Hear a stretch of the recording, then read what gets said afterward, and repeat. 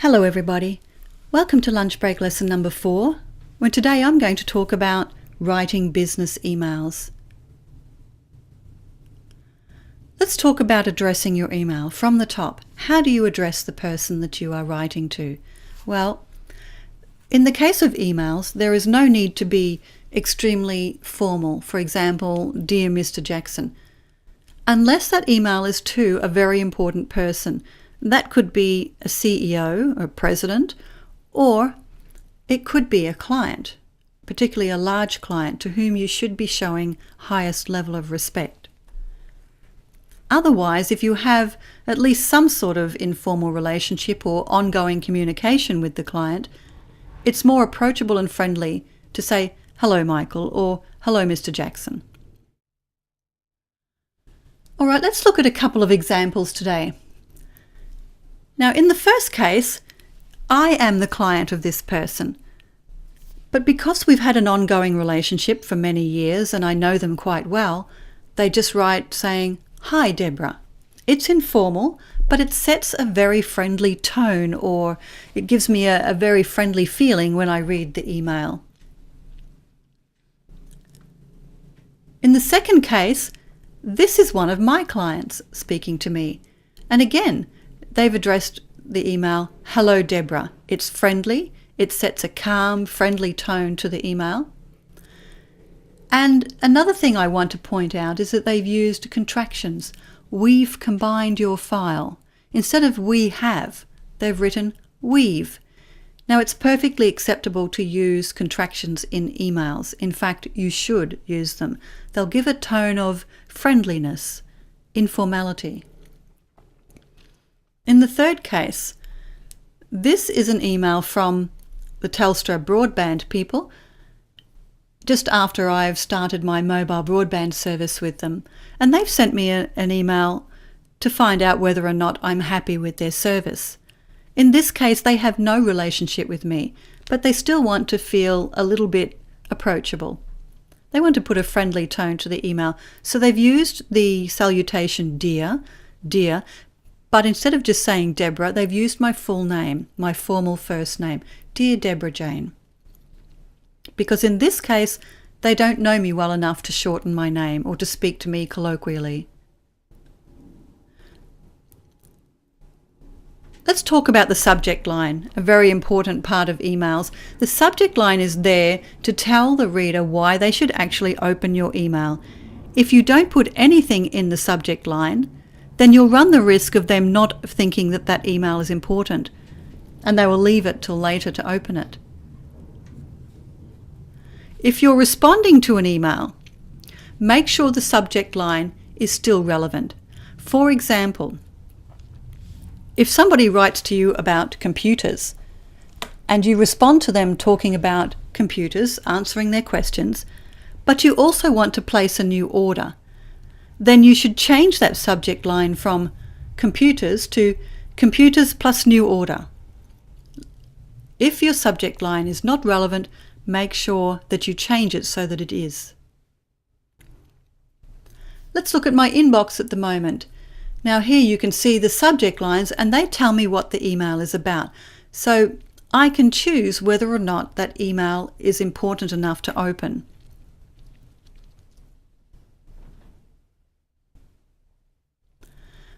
All right, the next piece of advice is keep your messages short. The idea of emails is that it's electronic communication. That means it's meant to be fast and quick communication. And on average, people receive 25 to 100 emails every day. And some actually receive a lot more. In your emails, you need to keep your sentences and paragraphs short so that your messages are brief. You should restrict your emails to 2 to 3 paragraphs. Let's have a look at an example of what I consider to be a really good email. Now in this case, we'll start with the size of the email. It's short, to the point. It tells me in the subject line what the email is about. So obviously they're missing some word files from the book. It's got a very approachable tone to it. I can tell with, "Hello, Deborah. Thanks so much."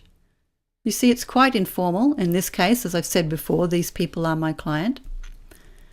All right. They've told me exactly what they're doing here and what they need. And then they've listed exactly what they need so that I can be clear about what they need sent to them. That's a perfect email. Let's talk about formatting. A lot of people think that if it's an email, you don't require formatting. And to me, there is nothing worse than receiving an email that has no paragraph breaks in it.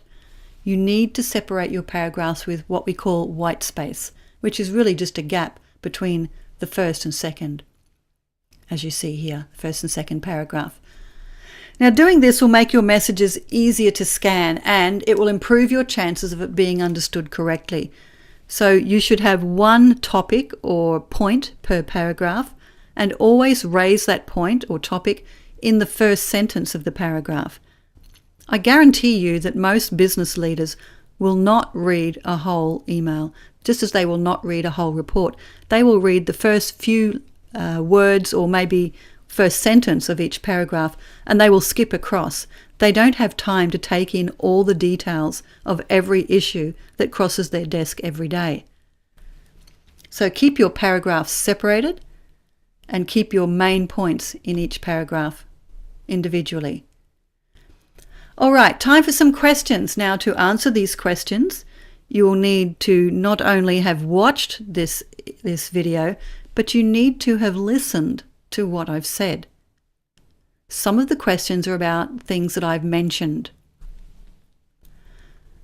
All right, you know the drill. Read the questions, choose which answer is correct, and then watch the next video to find the answers. Or of course, if you are one of my students, you can raise the questions with me in class. All right, question 1. Which of these is the best form of greeting for a business email? Can you say hello, good morning, or no greeting, just their name will do? In general, the language used in an email is usually direct, indirect, informal, or technical. Question 3. Which statement is correct? Emails use more formal language than letters. Emails use less formal language than letters.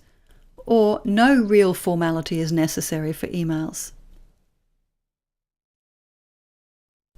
Question 4. If you are writing to Leonard Cohen, a man you don't know, you would start the email with Dear Mr. Cohen, Dear Leonard, or just Leonard. Question 5. If you are writing to someone you know well, you can be less formal in language use. You write as though you were speaking to that person, or neither of the above answers is correct. Now this is a tricky one, so give it some thought. Question 6. In emails, it's okay to use contractions, for example, he's, we're, he'd, etc. Or you should not use contractions in an email. Question 7. Which of these should you add at the bottom of an email? Your email address, your street address, or your phone number?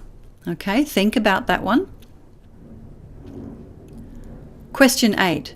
Before you send an email, you should review what you have written, delete any unnecessary information, check that your message is clear and brief, or all of these.